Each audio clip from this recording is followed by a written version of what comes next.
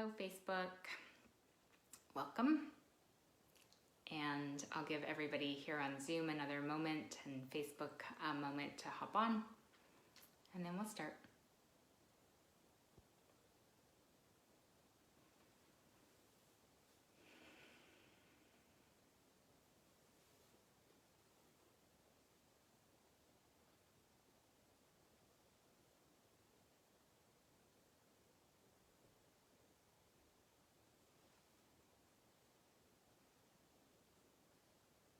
Hello, Sherry on Facebook.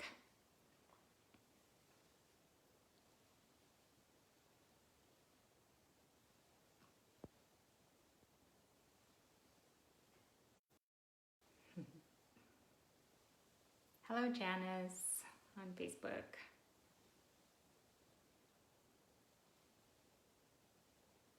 So I'll just give one more moment for anyone else to arrive on both platforms, and then we'll start.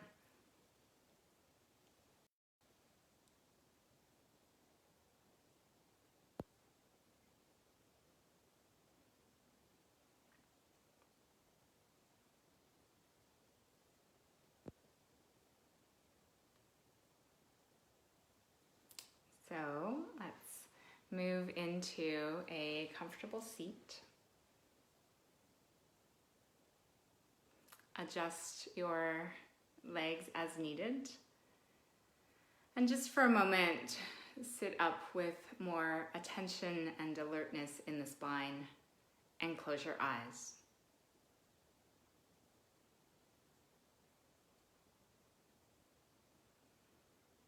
Take a moment to arrive and settle. And do that by bringing your attention into the body so that you consciously and feel this you are sitting.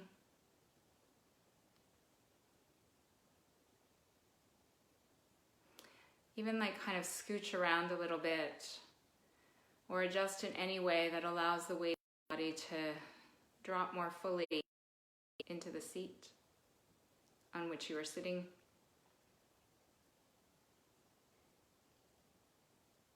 And then keeping that sense of heaviness, lightly and specifically lengthen the torso so that the crown of the head lifts up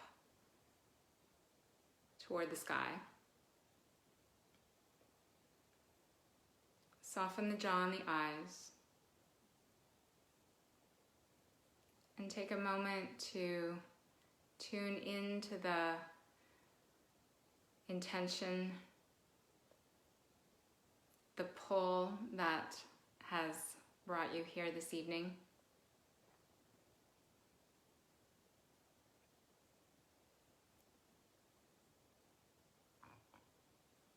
And then with your next exhalation, join your hands together at your heart. And we'll sound Om together once to prepare. Take a deep breath in.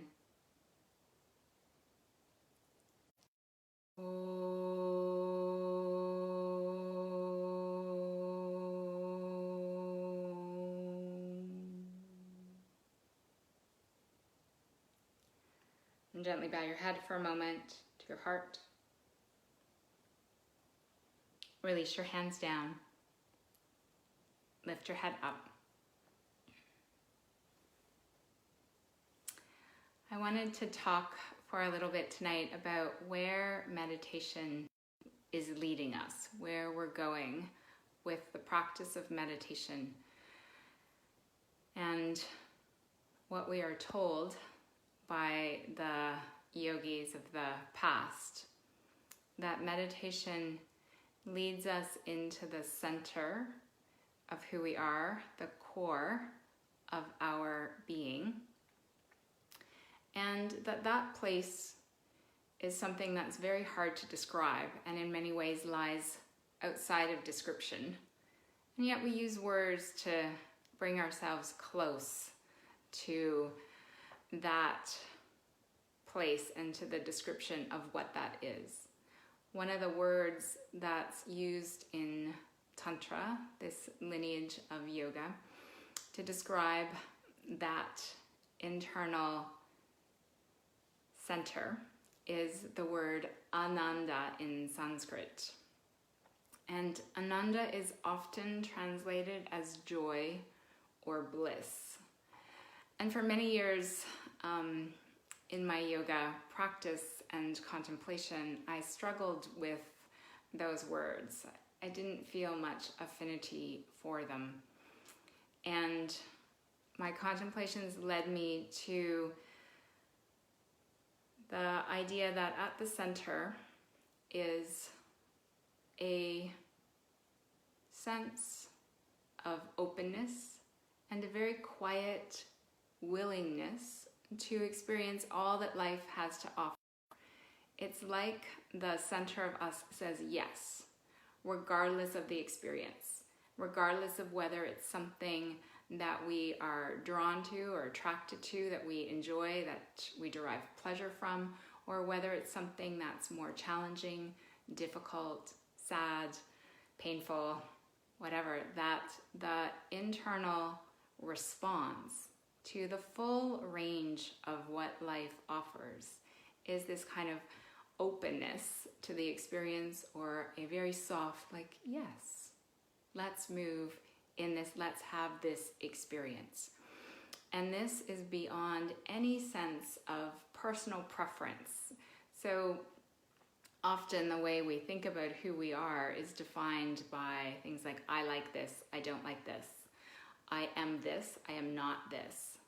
I do this, I don't do this. And especially by the time we're adults, we've constructed a way of seeing ourselves that's quite significantly based on these contrasting descriptions. This I like, that I don't like, this I am not. I'm this kind of person, I'm not that kind of person.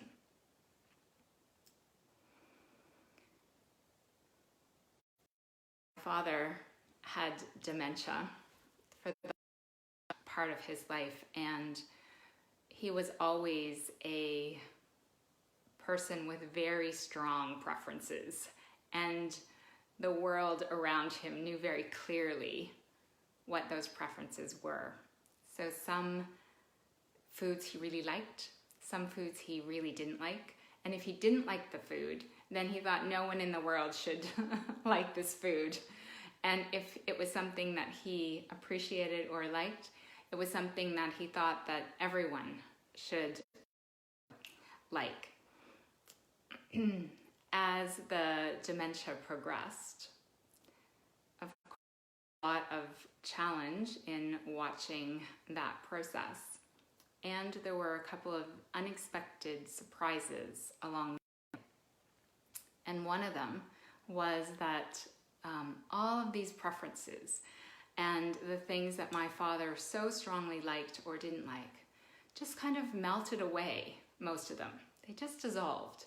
So my sisters, my mother, the extended family around us were quite shocked that my father then started to eat things that he had never eaten in his entire life. That he ate them actually with a fair amount of, if not enjoyment, then at least an okayness, and certainly a willingness to try foods, for example, that he previously just said no way, and didn't even want in his vicinity. So it was really an experience of recognizing how superficial those preferences actually are. That these ways that we often define and describe ourselves actually melt away quite easily if given the opportunity, even if the opportunity is the unfortunate circumstance of the mind shifting. The yoga tradition says, like, we're not eradicating preference completely. And at the same time, what we're wanting to do through the practice is lessen the hold. So we're not so identified and caught up with the search for pleasure and the clinging to that and the avoidance of discomfort or things that we don't enjoy, or things that are painful. The yogic text, the Sutras of Patanjali, says that suffering is this clinging to things that we enjoy and the avoidance of things we don't enjoy. And another yogic text, the Bhagavad Gita, says that suffering is the chasing after all of these experiences that are not true and not enduring. So when we practice or engage with the practices of yoga, part of what we're doing is softening the edges of these strong preferences. So it's not that they're, like I said, it's not that they're not there. They are still there. They just don't have the hold. We're not so resistant to the experiences that are less pleasurable, and we're not so we're not holding on so tightly to the things that are more pleasurable. As the likes and dislikes soften a little bit, and we open more and have that quiet internal yes to all of the experiences of life, the tension that we've used to cling on to these preferences gets to dissolve a little bit. And in the dissolving of that tension that's holding this structure of preference, we can taste a little bit more of ease of being and the freedom that comes with this.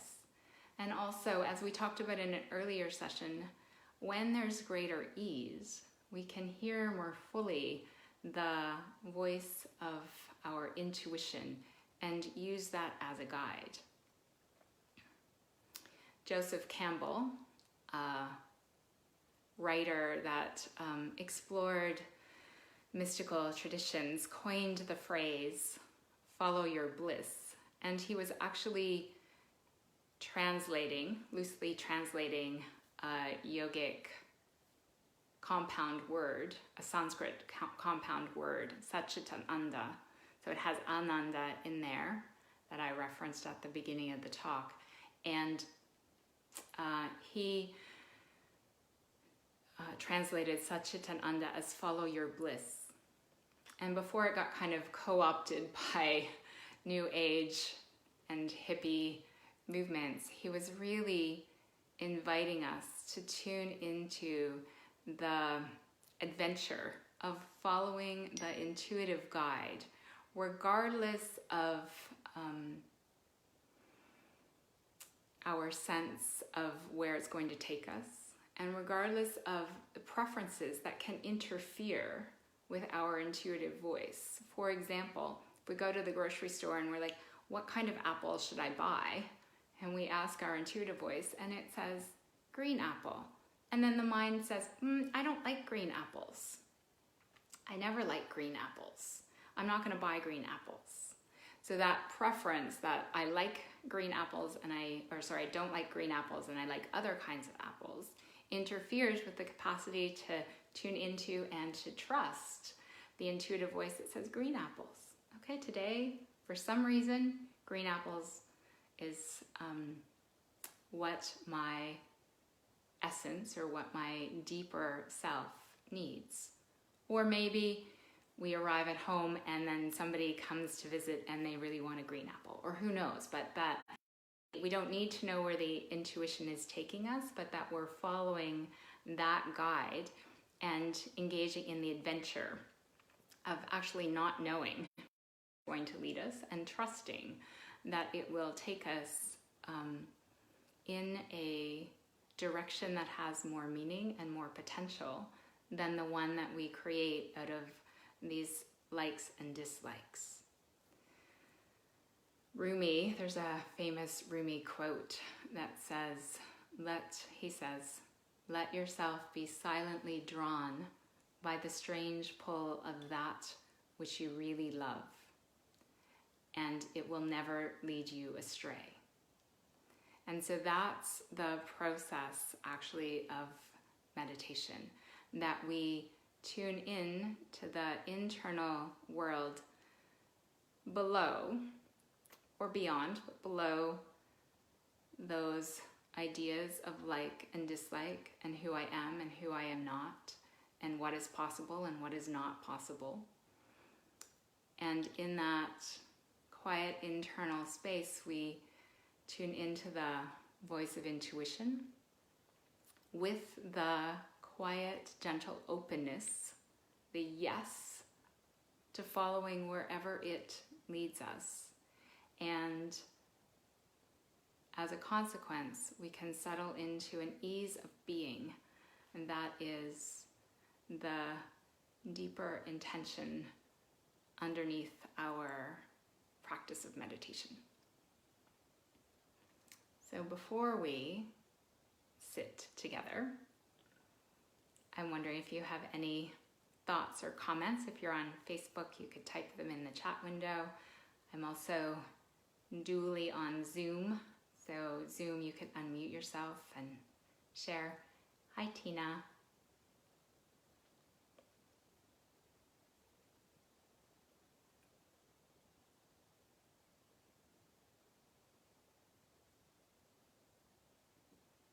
Hi, Mona. Hi, I have a question. Mm-hmm.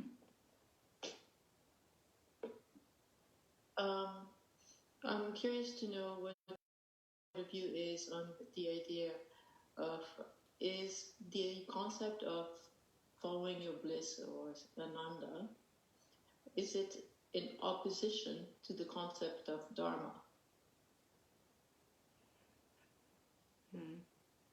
So of Dharma is a whole other topic. So very briefly,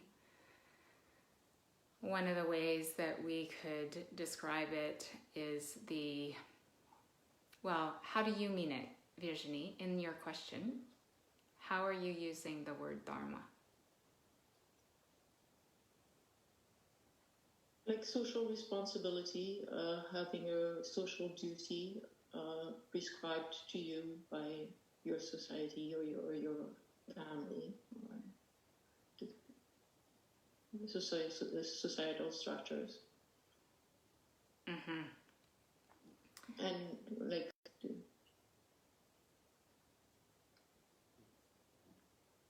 Yes? yes, that's how I would briefly summarize it. Mm-hmm. So that's the idea, if I'm understanding well, that we have roles and responsibilities in our life. And the same, and that's part of this idea of who we are and who we are not, and what we like and what we don't like. Like, I am a yoga teacher and I am not a doctor, and those things. So there's a level that is very real, right? It's true. I'm not a doctor. I'm not going to operate on anyone or prescribe medication. And so there is a structure or a responsibility that I have based on choices. Possibly and ideally, I would have made the choices on the roles that I take on in society based on my intuitive sense of what pulls me, what draws me, what my passion is, where my interests are, and not interests in that superficial idea of I should be a doctor, but the deeper longing of the heart. And so if that's the case, then that's clearly Ananda. And then even if it's not the case, we end up in a situation where we're taking on a role or a responsibility that's not perhaps indicative of our heart's longing.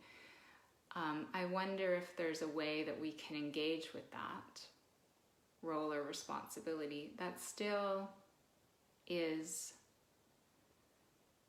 attuned to the openness and the willingness to experience whatever life has to offer, even through this role or this responsibility that I have for a particular amount of time that isn't necessarily addressing the deepest longing.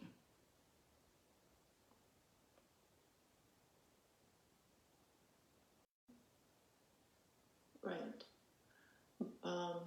In the Bhagavad Gita, though, the Krishna says to Arjuna that his dharma is the highest pursuit that he can aspire to.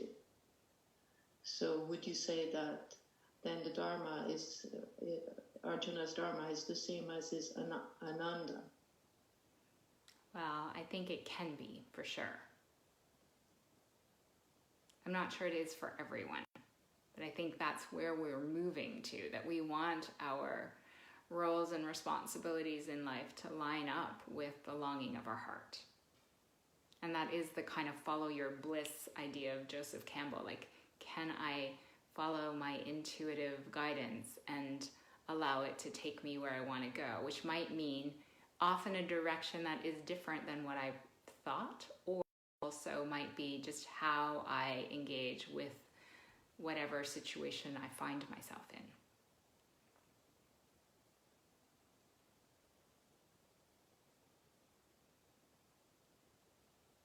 Is that making sense? Okay. Yeah, it makes sense. Mm-hmm. Thank you. It's a big question. And I think Dharma has many layers of contemplation.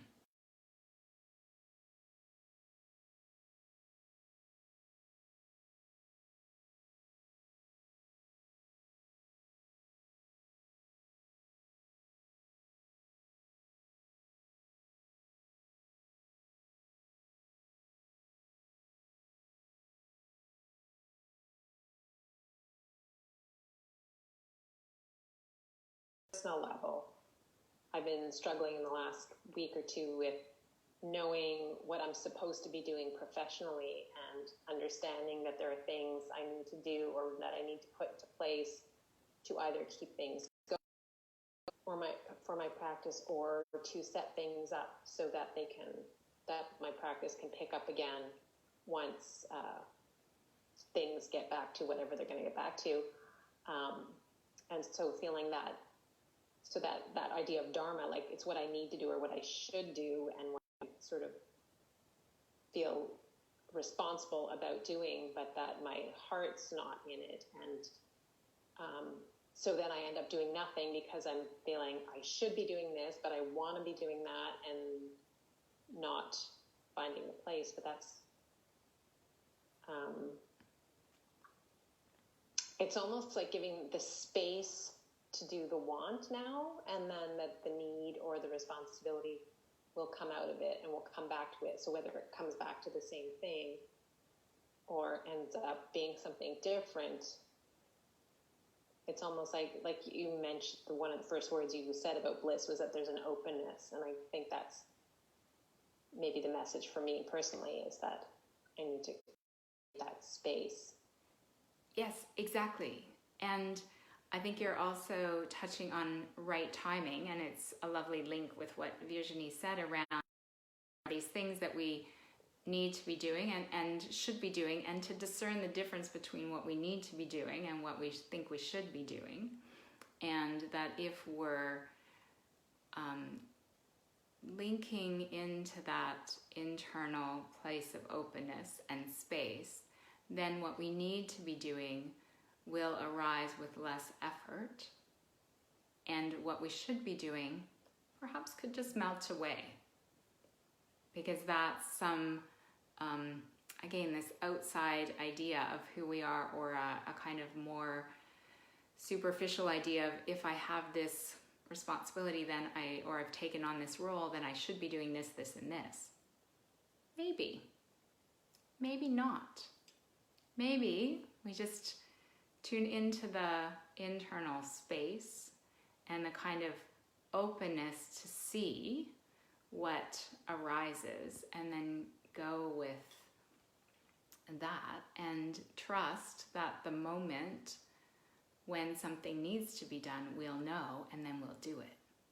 And certainly that's one of my own current deep practices, is to trust that what needs to get done will get done at the right time if I open and relaxed enough, and without putting on these layers of shoulds and expectations that are not coming from within and coming up. They're really coming more from my head, and I'm putting them down on me, as opposed to the essence rising up and out.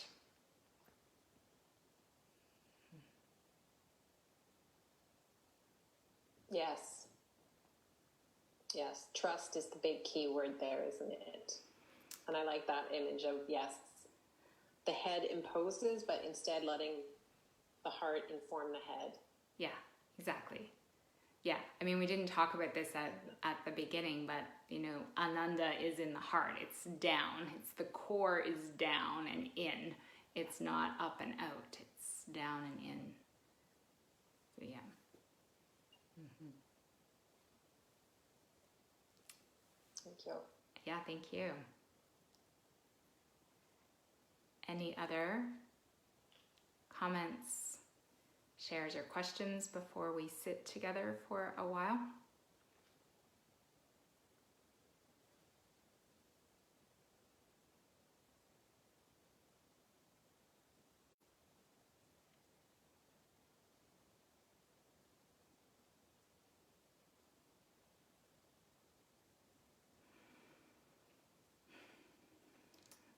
So let's come into a seat for practice. So for meditation, adjust your seat in any way you need to. And we'll sit for around 15 or 20 minutes. So adjust in whatever way you need for that. If you're wearing glasses, you can put them to the side.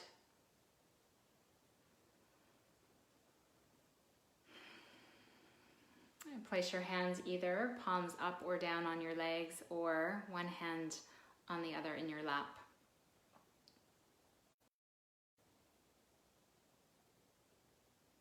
Close your eyes.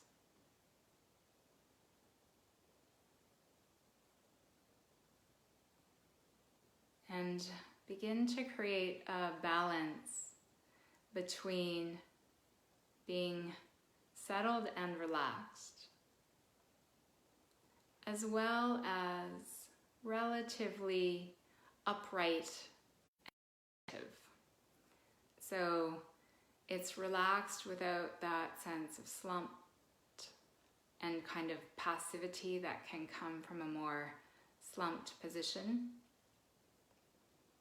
And at the same time, we're not rigidly holding ourselves upright in any way.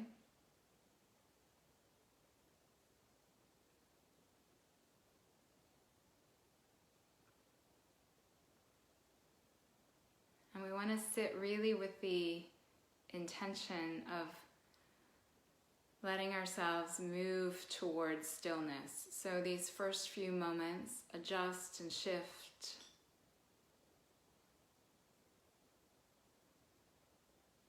And make those movements and shifts and adjustments in service of bringing the body towards stillness.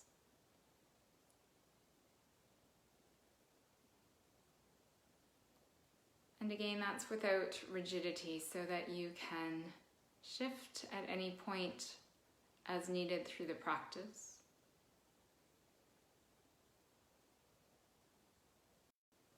And you're holding yourself relatively still.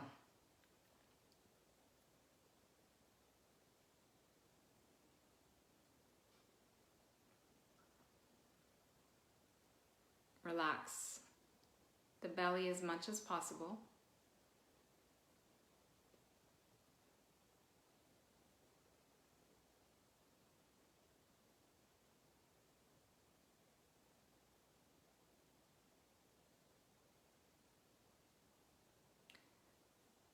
Soften the muscles across the tops of the shoulders.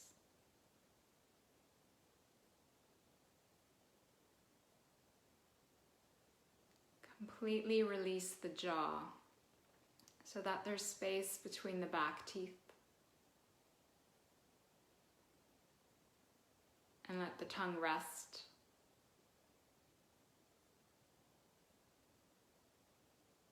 Soften the eyes.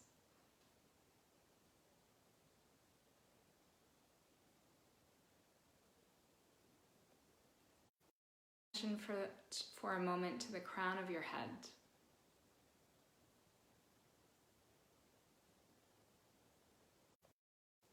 And even though this may make no sense, soften or even open the crown of the head.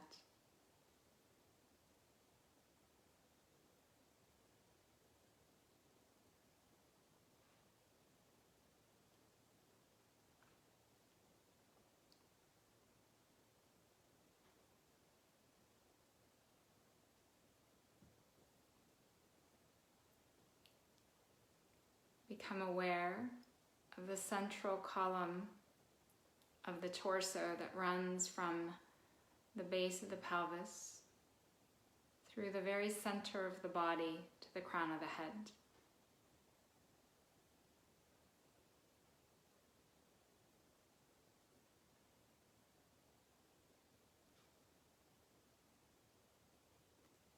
And you want to either imagine that column.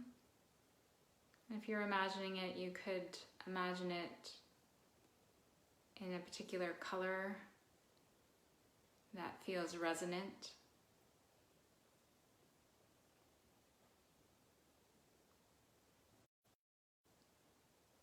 Or you can feel into the central line of the torso.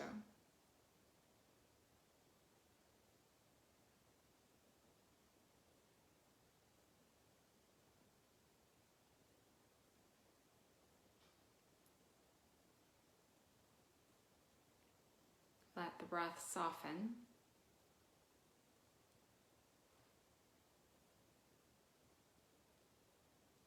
So that there's, without making this happen, so as you continue to relax and settle, the breath begins to move more subtly in and out of the body.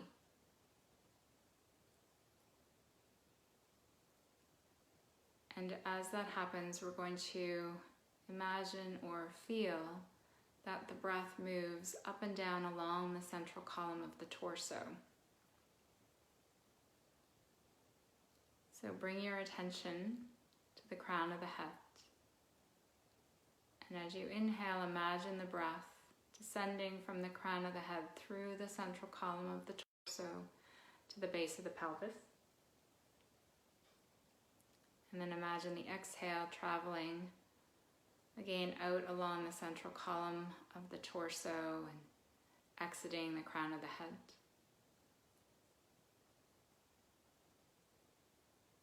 Trace this imaginary pattern with the breath, or feel into this movement. Inhale from above the crown of the head down to the base of the pelvis. And exhale from the base of the pelvis through the central line of the torso to the crown of the head and beyond.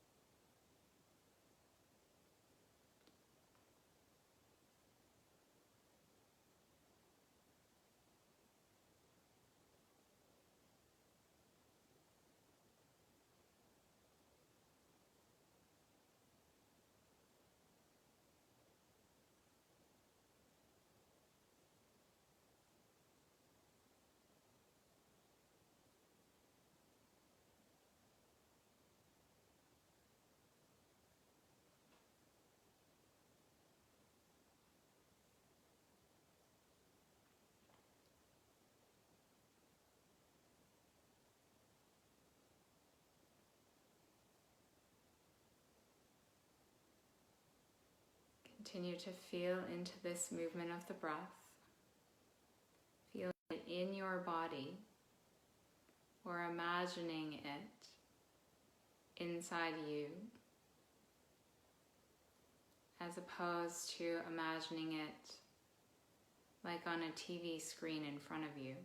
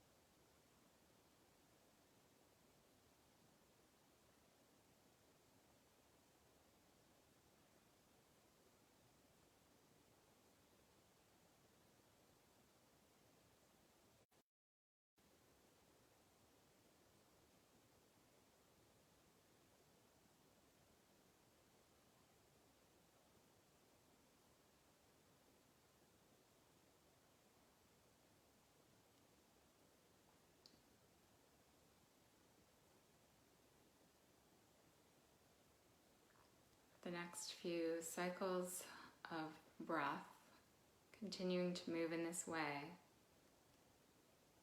feel into or bring your attention to a point about a foot above the crown of the head. And now as you inhale, imagine the breath beginning from that point and coming all the way down and into the base of the pelvis.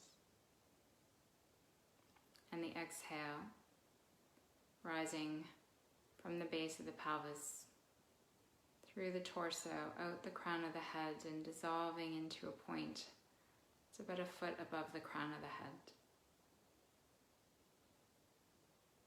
You're just extending the central column of the body a bit outside of the physical form.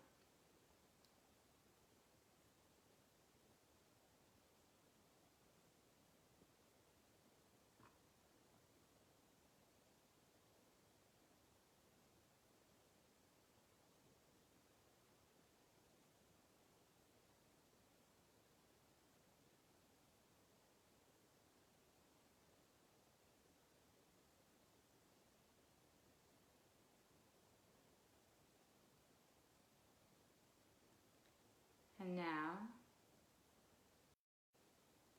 feel into the base of the pelvis and that point about a foot above the crown of the head. And as you hold your attention on those poles, find the place right in the middle of those. The very center of you. Your heart.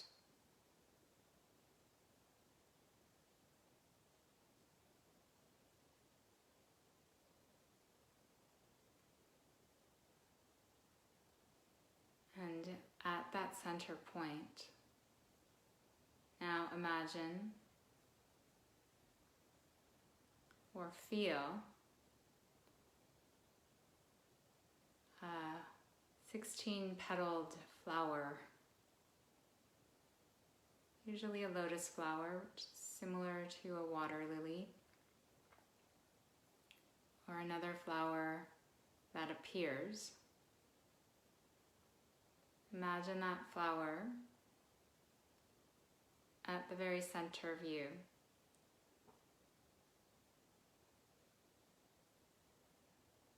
And imagine or feel like the flower's quite closed. The bloom is closer to bud than to full expression.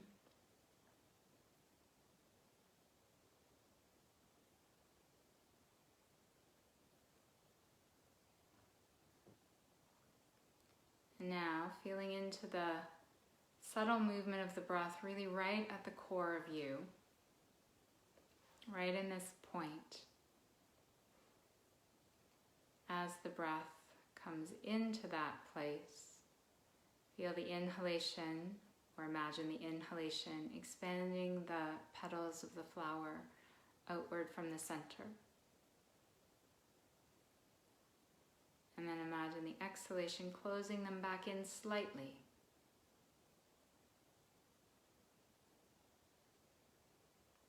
Inhale, imagine the petals unfurling. And exhale, imagine them softening back in, but never quite as much as they've opened, so that as you continue to hold this image in your heart over subsequent rounds of breath, the flower moves more and more into full bloom.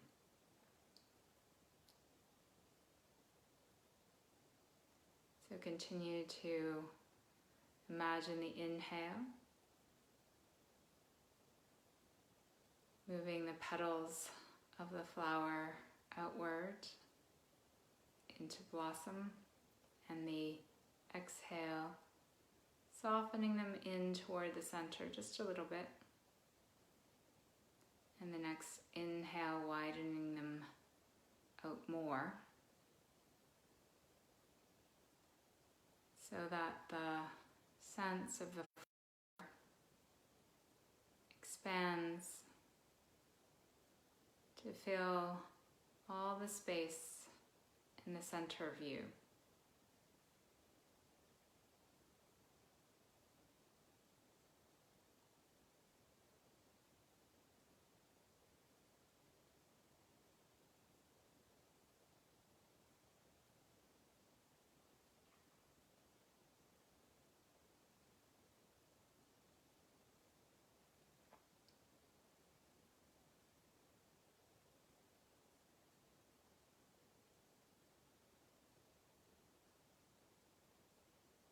Recognize that with each inhale,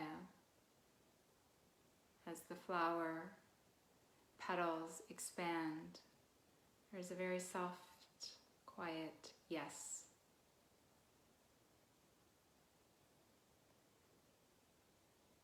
And as the exhalation softens the petals, there's a sense of resting or ease.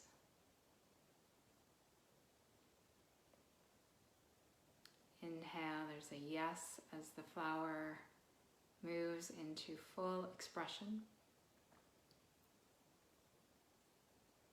And the exhale is simply a softening, a resting, a recognition of the ease of being.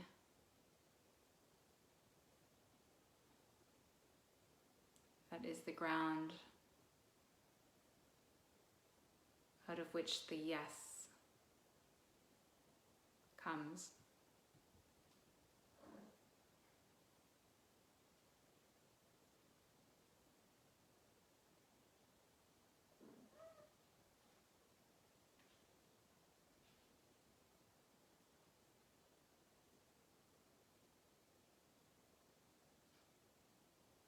At some point, perhaps, the image of the flower might dissolve, and you're left with the reverberation of a very quiet yes on the inhale, and a relaxing more deeply in to the essence of you on the exhale.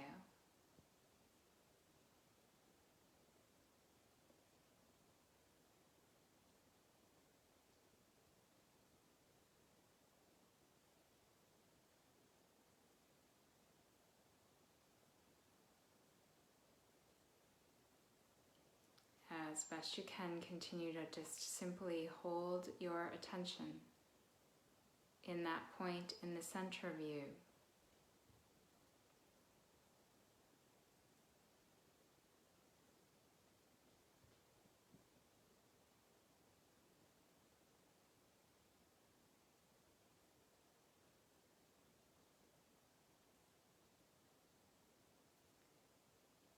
where there is nothing to do and no one to be.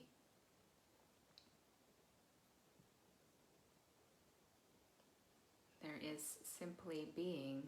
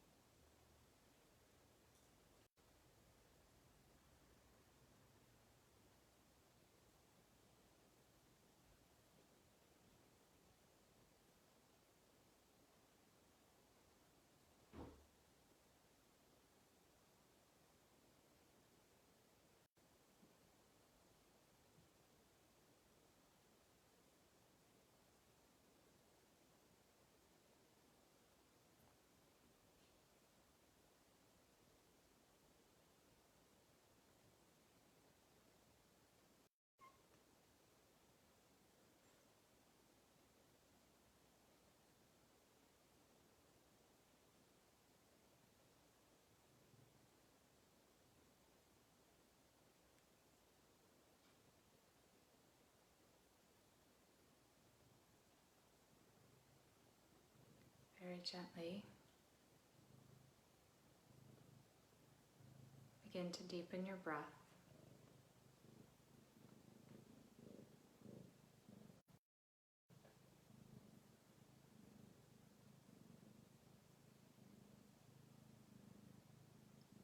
Holding part of your attention at your center, become aware of the body.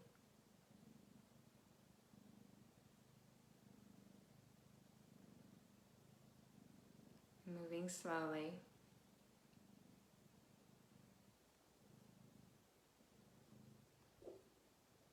Join your hands together at your heart.